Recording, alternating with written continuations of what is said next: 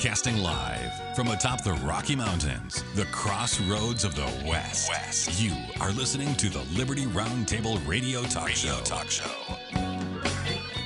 Back with you live. That means incredible hard-hitting TV and radio at your fingertips. Ladies and gentlemen, spread the word, share the love, would you please? This is the broadcast for October the 30th in the year of our Lord 2025. That means what? Halloween tomorrow night? I'm not a Halloween guy. I don't really like Halloween. I don't like the idea that we focus on the dead, negative, witches, warlocks, all kinds of weird. It's just weird, folks. For the most part, it's anti-Christian. However, I do support turning it into a good, positive day celebrating the resurrection of Jesus Christ. There's no doubt I do that because, after all, we follow the Prince of Peace. This is Liberty Roundtable Live, which means God, family, country, protecting life, liberty, and property. That's the center, the focus of what we're talking about. Let's go back to the hurricane. It was a horrible hurricane, ladies and gentlemen. I mean, it was disastrous to the people that are suffering. It's hard to even know where they're suffering because they're suffering in what, Cuba now? They've suffered in where it got hit first. What's that? Jamaica. It's horrible in Jamaica. Massive devastation. Hurricane Melissa, just absolutely disastrous, folks. Category 5, 185-mile-an-hour winds. That just decimated Jamaica. Lots of people dead. Check out this video from CNN. We'll talk about it a little bit more. We need to focus on solutions, people, not just the devastation. Here it is. Widespread devastation. After the deadly Category 5 Hurricane Melissa, one of the strongest Atlantic hurricanes on record, whipped through Jamaica Tuesday, leaving behind a path of destruction, most of the island without power. On the ground, a muddy mess, as people come out to survey the damage for the first time, crumbling infrastructure. Flooded roads, downed trees, causing major disruption and making getting aid to those most in need a very difficult task. We are literally on the front lines of the Jamaica Defense Force, ambulances, local NGOs, police, volunteers trying to clear the roadway leading into Black River, some of the what we believe is the hardest hit areas from Hurricane Melissa. It's a monumental effort to try and get aid through to this area, including medical provisions. We've seen ambulances and people coming together to push those ambulances through debris and thick mud. This effort trying to get aid and people and the help that is desperately needed into portions of Western Jamaica. People banded together. Some did whatever they could to survive. I had to climb over a house, a wall, just to get shelter in another person's home, just so that I didn't drown to death with my child. Jamaicans also can't get a break from the heat. The humidity from Melissa shot the heat index over 100 degrees, making conditions to clean up even harder. Black River is what you would describe as ground zero. The people are still coming to grips with the destruction, but from what I've seen and the interaction, the people here are strong, resilient, and positive in outlook. All right. There you have it. also We can hit go ahead and Cuba. skip that now. Flooding It's enough. All I'm telling you is there's just devastation like you wouldn't believe. And it's one thing to watch it on CNN. I thank them for the video there. They get credit. What's his name? Mr. Van Dam? Anyway, doing a good job there, really breaking it down on scene. What a devastation. What a horrible situation. And our prayers are to go out for those people. But you know what? Having government everywhere involved is the wrong answer. Governments don't create things. They don't generate prosperity. Okay, we need private sector. Where's Bill Gates? He wants to make things good around the world for people. Where's, Donald Trump? He's made a ton of money in crypto. Where's some of these big rich people that could lead the charge? And then all of us could jump on some kind of a GoFundMe and give a little bit, like Super Tramp of old in the 70s, give a little bit, right? Y'all can give a little bit, and we could make a huge difference around the world. Organizations that are trustworthy, like the Church of Jesus Christ of Latter-day Saints and many others, can lead that charge, create the organization on the ground. They have the skills, they have the knowledge, they have the people, they have the volunteers. We can volunteer if possible or provide financing. Let's take this to the private sector. Speaking of the private sector, now government wants to solve the homeless problem. California literally spent $24 billion on homelessness programs from 2018 to 2023. $24 billion. New York City allocated $3.96 billion to similar efforts in fiscal year 2025. Portland, Oregon spent $724 million in fiscal year 2024. And Washington State, believe it or not, has a $1.8 billion budget for 2025 through 2027, including $139 million for Seattle alone. Utah now, they say, is implementing a new homelessness strategy by constructing what they call a services camp northwest of Salt Lake City on 16 acres of rural land. So now they're going to just shove them all out northwest, out in the boonies. President Trump's July executive order is what's kind of fueling this approach. He wants to reject street camping, provide treatment options. The Utah campus, they say, will offer integrated services, including what they call involuntary commitments overseen by courts. In other words, hey, they're going to take you to court if you're homeless. The judge is going to decide what happens to you. It's called involuntary commitments overseen by courts. It'll cost, they say, $75 million to build, with an annual operational expense of $30 million annually. Now, I kind of wonder this, and maybe one of my producers can look this up for me. I don't know. But how many homeless people are in the state of Utah or in Salt Lake City? If it costs $30 million to run, it's pretty easy. You just say, hey, how many people would be going to this camp? And then you would basically, divide 30 million by that and say, okay, let's just say we take a one-time hit by the private sector to build this thing for 75 million. Let the private sector build it, get the government out of it, fine. If the federal government wants to donate some land, since they have manipulated and dishonestly controlled so much of the land in the great state of Utah, get some of the land back for this, fine. Building it one time, they can raise money. How many? 1,215,000? No, wait, what? 215,000 homeless people? Oh, that's the population of Salt Lake City. Okay. Yeah. So I was going to say, I don't know that we've got that many on the whole nation. Anyway, all I'm saying is this is a bad idea, folks. There's a lot of people criticizing this, saying, what's going on?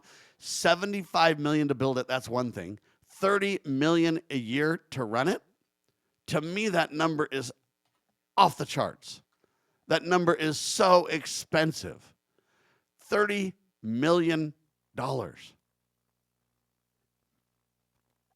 All right, in January, there's like 4,500. That's in the middle of winter. There's like 4,500, right? So if you take $30 million, right? $30 million divided by 4,500 people, it's $6,000 per person per year. That's $500 a month. I don't know that that's really the wisest plan, because that's just to run the facility. If you're going to get them in treatment programs and all this kind of stuff, it's going to cost more money than that, I'm sure. So I don't know. I look at this and I think it's ill-advised. And the problem, let me explain the problem, because you got to always highlight what the real problem is. You got to put your finger on the problem and nail the problem before you can talk about a fix. Otherwise, you've got kind of a downstream issue or not really the problem to deal with, right? And government's not the answer when it comes to these hurricanes or national disasters or international issues, or the people are suffering around the world. That's right. But let's talk about Christianity. Let's talk about true charity, not forced government redistribution of wealth, all in the name of a, quote, good cause. Yeah, the government always knows what's better with my money than I do, right? No, it's my money, the fruits of my labors, and it's mine. And I decide if I want to be charitable or not. I think charity is a great thing to do and a good idea, and I support it. But we can have Christians helping Christians around the world. So if we've got all these homeless problems, let the private sector build it. I mean, my gosh, there's big celebrities in the state of Utah. Have you ever heard of the Robert Redford? I know he's, not here, but, you got the Park City Film Festival and all that kind of stuff. Let those guys donate a film, promote a film to the homeless and raise money on the spot and build this facility. There's a lot of ways to go about this, ladies and gentlemen. Our prayers are with Christians stepping up and saying, we don't need government to do this. We absolutely will clothe the naked. We will feed the hungry. It's our Christian commitment at baptism that we bear one another's burdens. Let's get it done. And then there's no need for government to be involved at all. What do you think?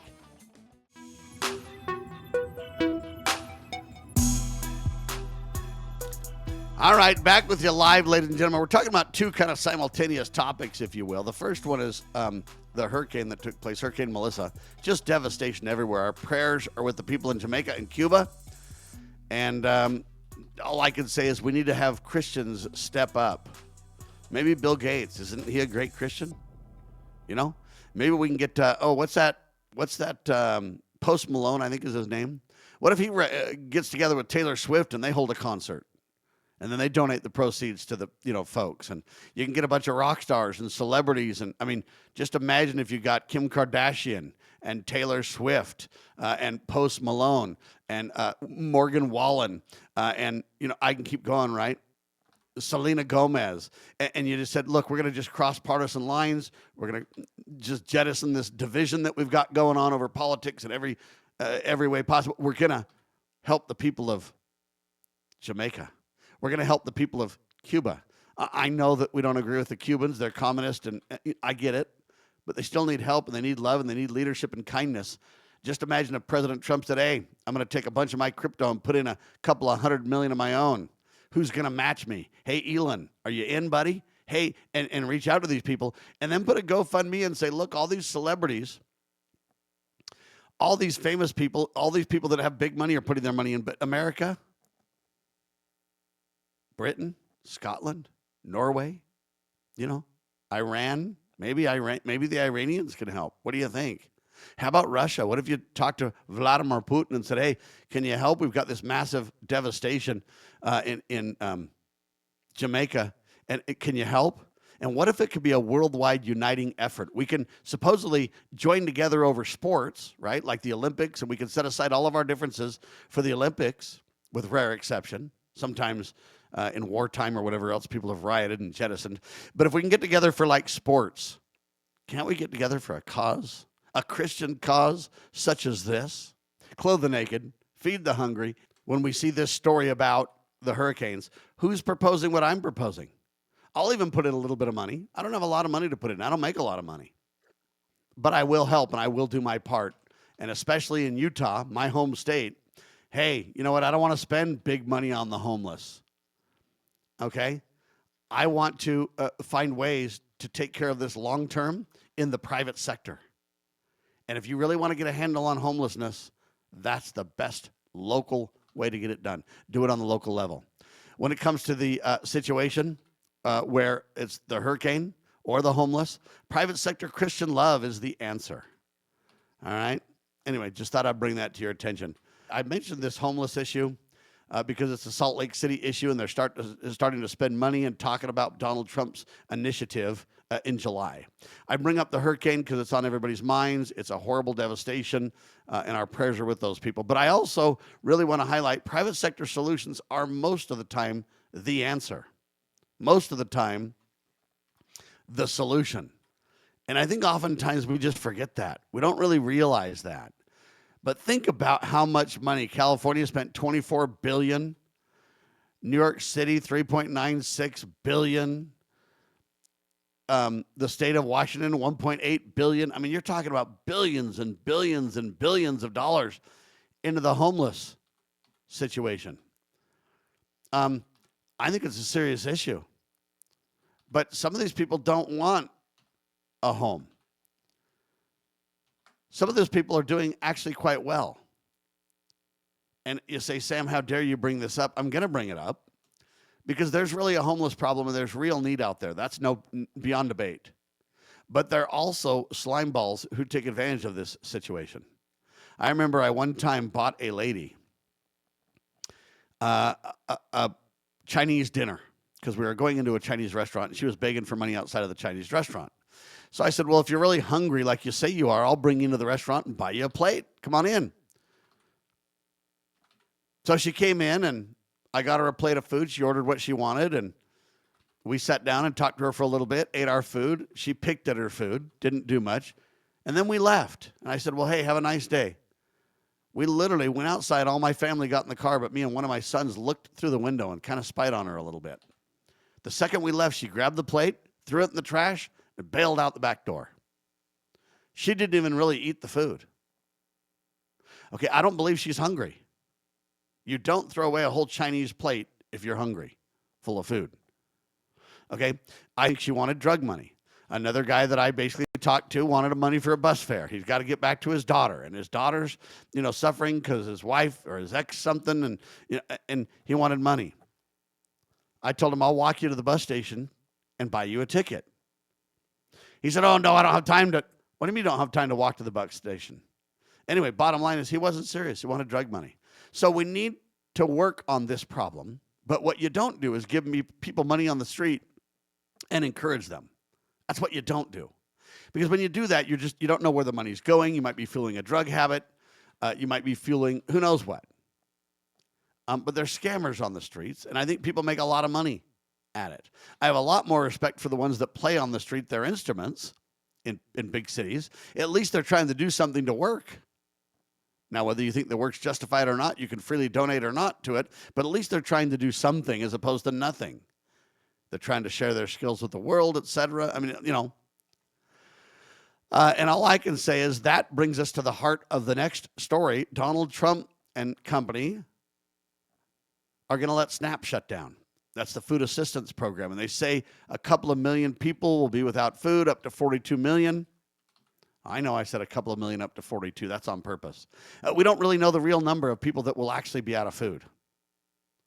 Just because 42 million receive food from this program, how much can the 50 republics step up to dealing with their own citizens on a much more local basis? Because I believe local assistance, local support, local help is the way to go. We don't need Washington, D.C., 2,000 miles away to be working on these problems. We can, as Christians, take it on ourselves and use food banks. And the states can help. How much can the states fill in? How much can neighbors and Christians fill in?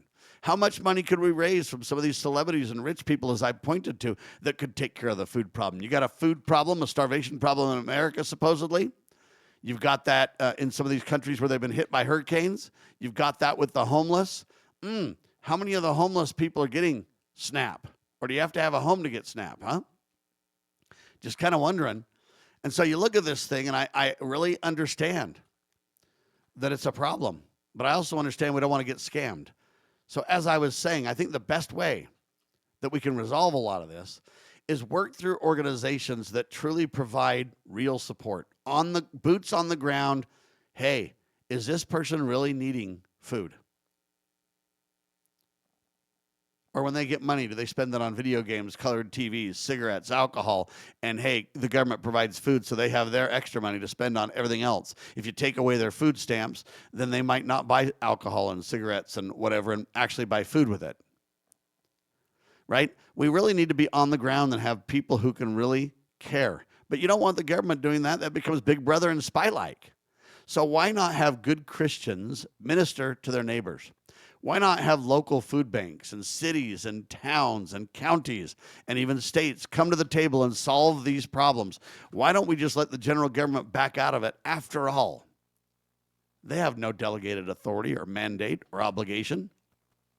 It's not in their list of enumerated powers at all, right? So I appreciate that this new Utah campus on 16 acres northwest of Salt Lake City, out in the country or whatever, is going to provide involuntary commitment. In other words, you're going to have a judge toss these people in this camp, and it'll cost $75 million to build and $30 million a year to run. I appreciate that, and I think they're trying. But I think it'll be a failure because every time government takes the lead on these kinds of projects, it's a failure. Why? Because it's a Christian responsibility. It's not a government responsibility.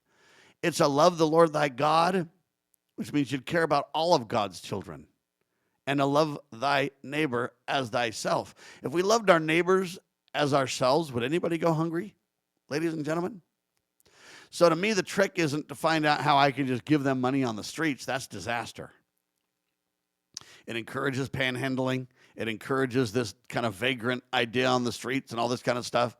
What we need to do is work through organizations that are nonprofit and that are private, whom we trust. And there are several of them, and you can identify them. I happen to be most familiar with the Church of Jesus Christ of Latter-day Saints. But the Catholics are not one whit behind us. There's a lot of churches, a lot of groups that are making a tremendous difference. Let's put our trust in, our finances in, our prayers for, and our involvement in some of those kinds of things. Have you ever served at a soup kitchen? There's a lot of volunteer things you can do as well. I'm not just asking for your money. There's a lot of volunteer opportunities that can really make a difference and help you realize how many blessings you really have. There's a lot of people making tremendous efforts. We'll be talking about them on the broadcast for the next several years. I'm Sam Bushman. This is Liberty Roundtable, syndicated by LovingLiberty.net. Hang tight. You're watching your favorite, I hope, talk show.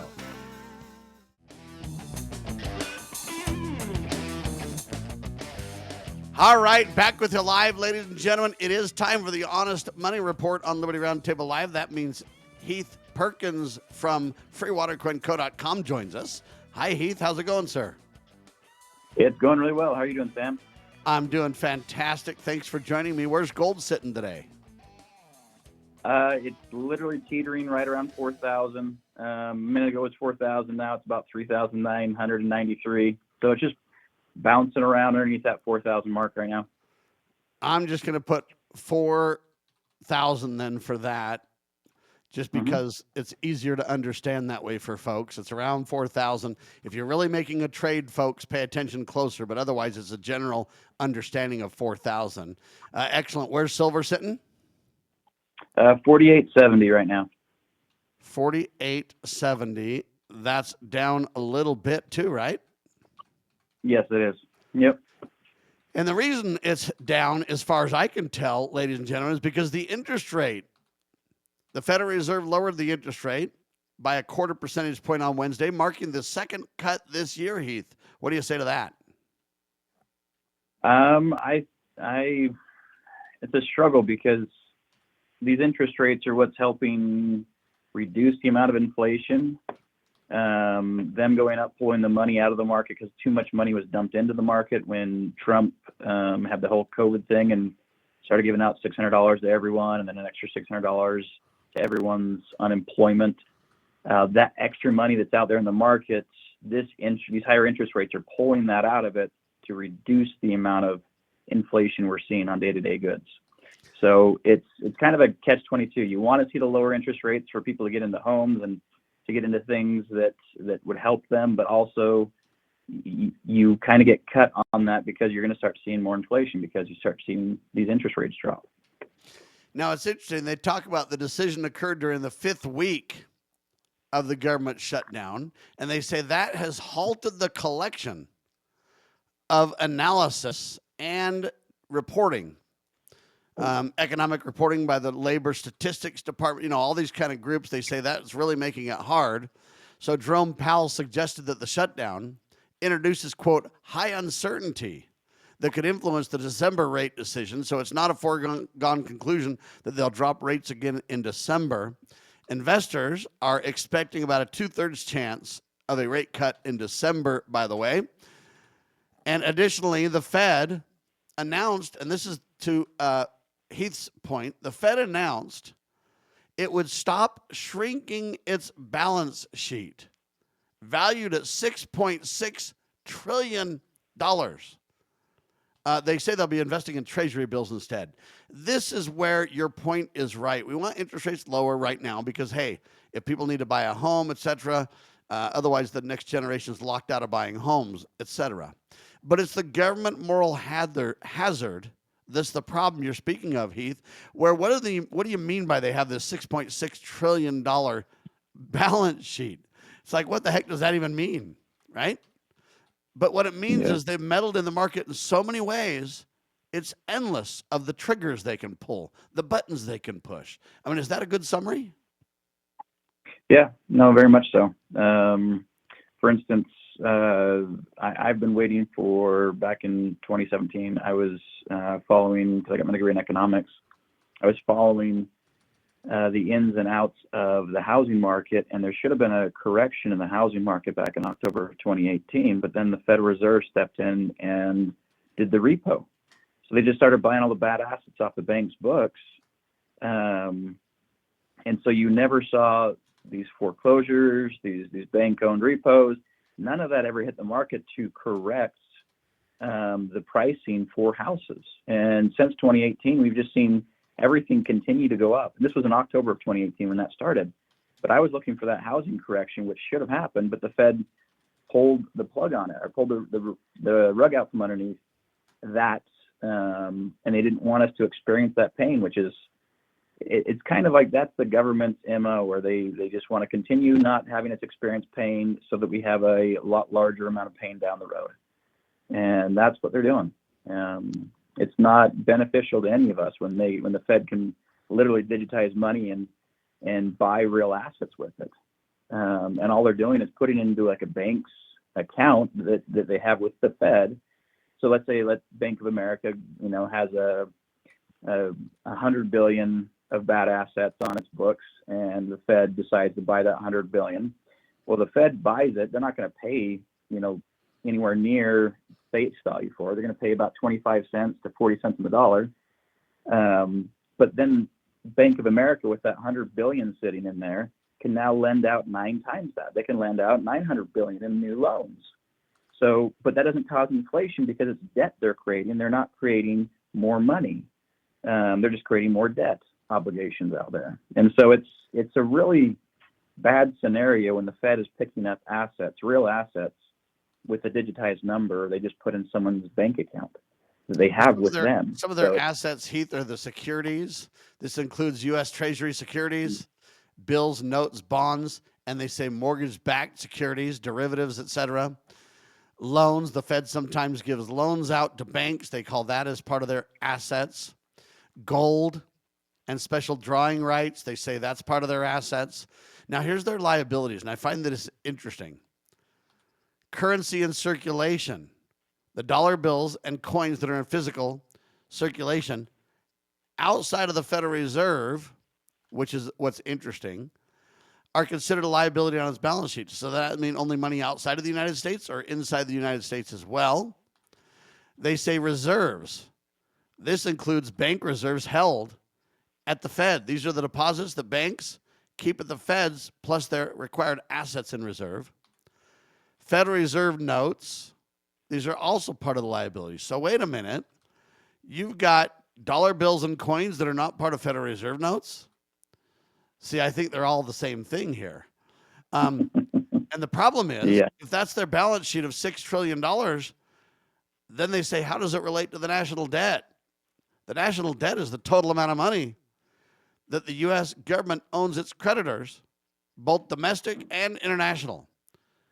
This debt results from the government's difference between spending and revenue, leaving borrowed income to cover the deficit.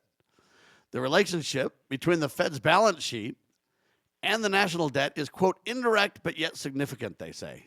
When the Fed purchases U.S. treasuries, it effectively is buying the government's debt. These purchases are part of operations such as quantitative easing. I mean, it goes on and on. But the point that I'm getting at is, how do they claim they have a balance sheet of only $6 trillion? We claim we owe $38 trillion. If you talk about unfunded liabilities, it's over $200 trillion. Buddy, it's a big old Ponzi scheme. Heath? Oh, it's crazy. Yeah. Central bankers, their goal has always been to enslave the countries that they kind of are over, or have the right to print that nation's currency, to enslave them eventually and own everything. Like, this is the MO of the central banks and the money lenders. These guys are the ones who they've figured out a way of, if I can lend out at interest, for perpetuity in their minds, I'll own everything at the end of it, because even if it's just 2% interest a year, like, I'll own it all in 100 plus years. And that's kind of the route that we're going. We have a group that doesn't have our interests at heart. They've taken the power of printing U.S. currency away from the U.S. They claim to be something federal, something of a reserve, and they're neither. They're just, they're a private bank. And this private bank, I mean, I can't remember the exact founding father that stated it, but I want to say Alexander Hamilton, but like the statement was, you know, a central bank is more dangerous than a standing army. And he's not wrong. The problem with this central bank is they've committed fraud and they've been given carte blanche permission to do so. For example, they create a $100 bill. I don't know how much it costs them to produce, but let's say it's 15 cents, whatever the number be. That $100 bill they claim is worth $100. It's not. It's fraud to say that, isn't it? Yes.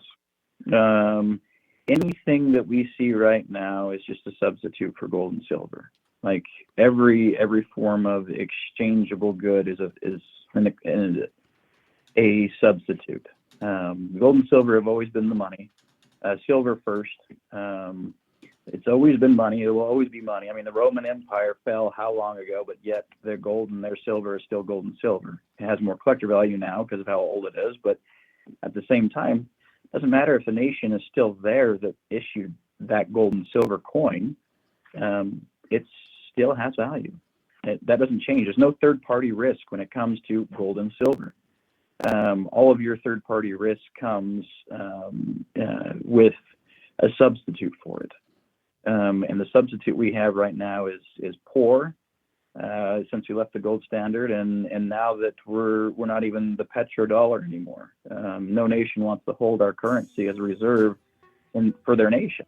So it's all right. Hold on, Heath Perkins with me, ladies and gentlemen. freewatercoinco.com. We're talking about honest money. He's talking about gold. I said that a $100 bill costs 15 cents. I was wrong. I looked it up. It's 13.2 cents. Okay. A $20 bill costs 10.8 cents to produce. What's the justification for the increased dishonest number on that bill? Heath responds in seconds.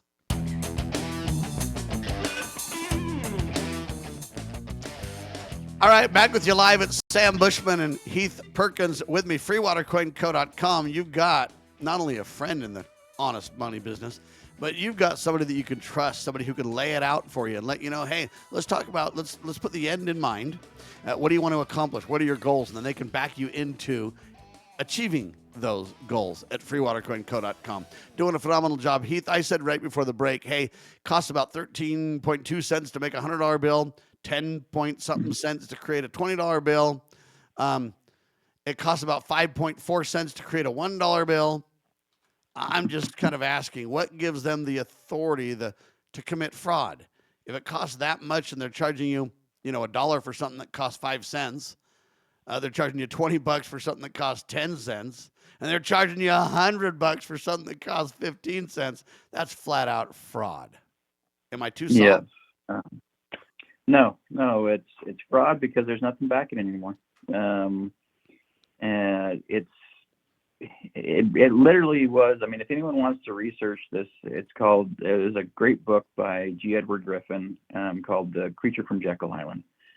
The whole point of this institution was in secret, the creation of it, the discussion of it, the passing of the bill, Woodrow Wilson on his deathbed saying, "I have undone my nation." There's so many things that isn't correct when it comes to the Federal Reserve. The whole thing is the Wizard of Oz, if you will. It's just pure facade. Yeah, the thugs behind the curtain are a fraud for sure. Let me ask you this. I don't know where the interest rate would be if they left it to supply and demand, but that's what they need to do. They need to quit playing with the interest rates. Jerome Powell saying, by golly, with the government shut down, we lack the information to make intelligent decisions. You clans haven't made intelligent decisions for 100 years. The proof in the pudding is a silver dollar used to be 1 ounce of silver. Now it costs $40 for one of those suckers. An ounce of gold used to be $20. Now it costs $4,000 for one of those babies. So don't tell me that you guys have managed it well. Your fraud is on display for the whole world to see. So don't tell me you lack information and you can't make intelligent decisions. You could probably make more decisions in a paper bag with a paper bag over your head. Okay, this is ridiculous. But that's his claim, and so he doesn't know if he's going to reduce interest rates further. But what do you think interest rates would be if they left it alone and let the free market determine supply and demand, et cetera, interest rates? Any idea? Well, I think it would be, I think about a healthy interest rate for a society is somewhere in the 5 to 7% range. Honestly, the interest is, I mean, Old Testament interest is usury.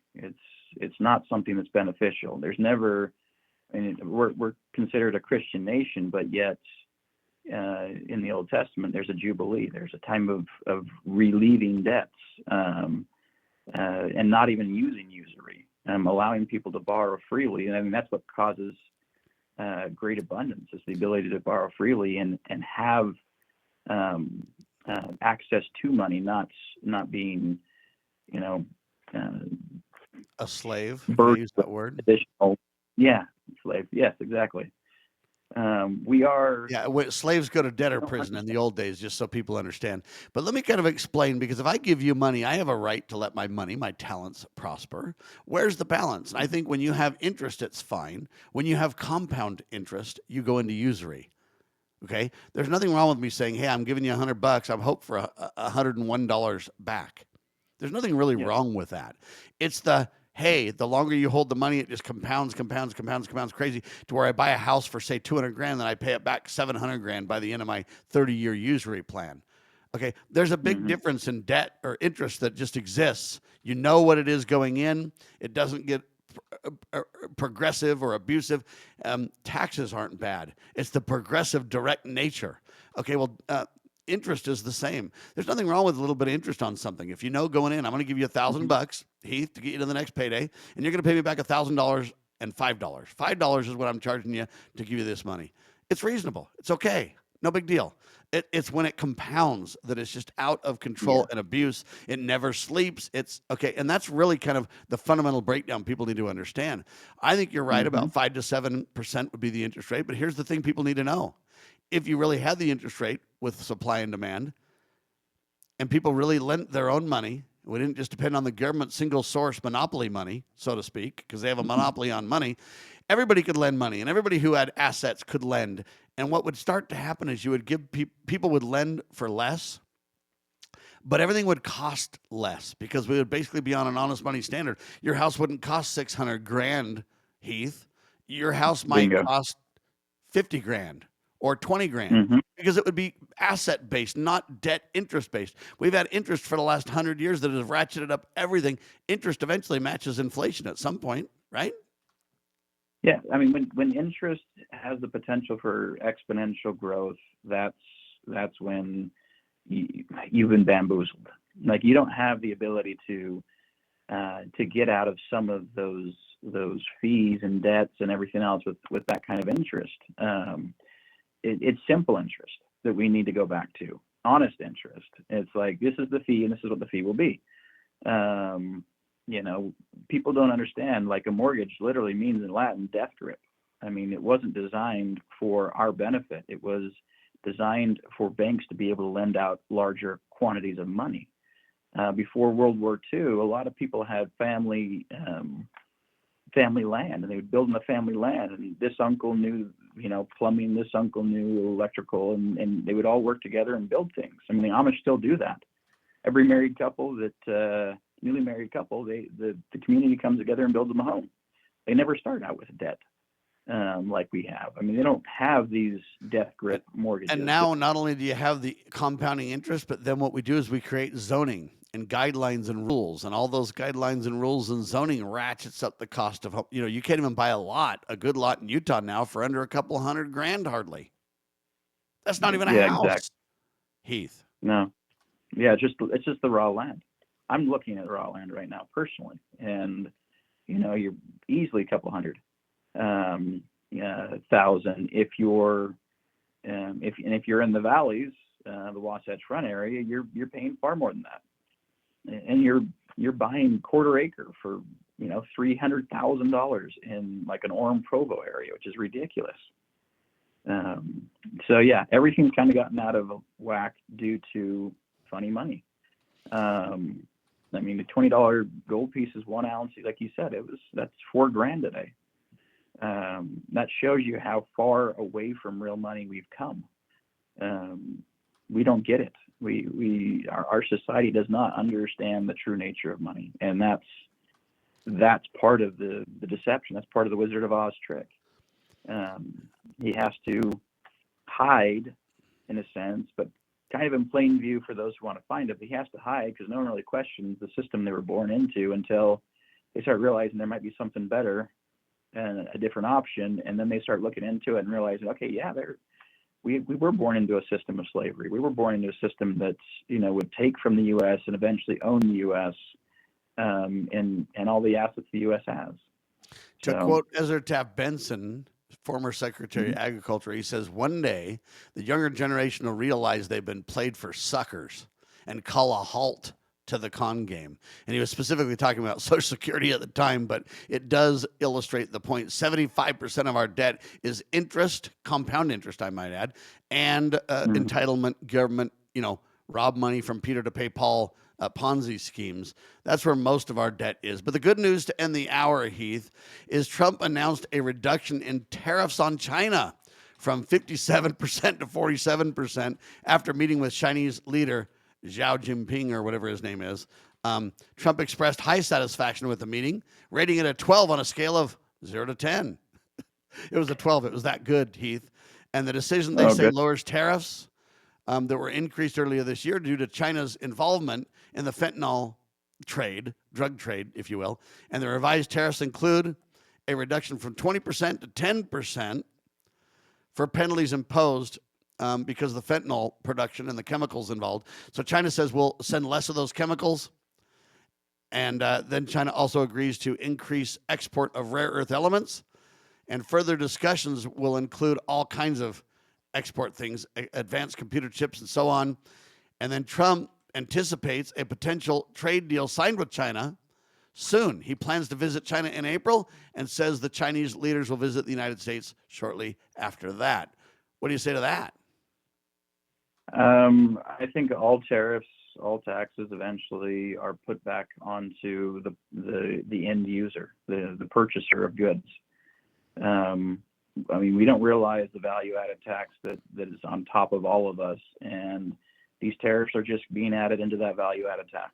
It's just another buck being passed off onto the end user of the product, the end purchaser of the product. And so, as much as he wants to say, yes, we're doing really good with tariffs and stuff, well, it's the American citizens who are really paying those tariffs, and it's hard to say that's a great job you're doing. You're making trade more fair across the world, but we have to pay it.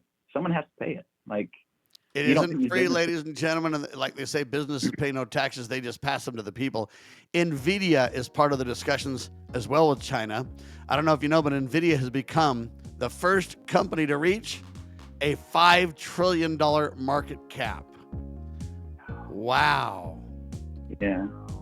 Turns out that Apple and Microsoft reached the $4 trillion mark shortly thereafter. You got these gargantuan corporations. That, again, creates a moral hazard and is part of the problem, because then they become too big to fail and government decides they've got to protect them and bail them out. Another moral hazard hoisted on the American people. Heath, thank you so much for joining us. We'll talk soon, sir. Sounds good. Thanks, Sam. There you have it, ladies and gentlemen. Heath Perkins doing a phenomenal job for freewatercoinco.com. You got an honest buddy when it comes to honest money. freewatercoinco.com. We're syndicated by lovingliberty.net. Spread the word, share the love, and God save the Republic of the United States of America.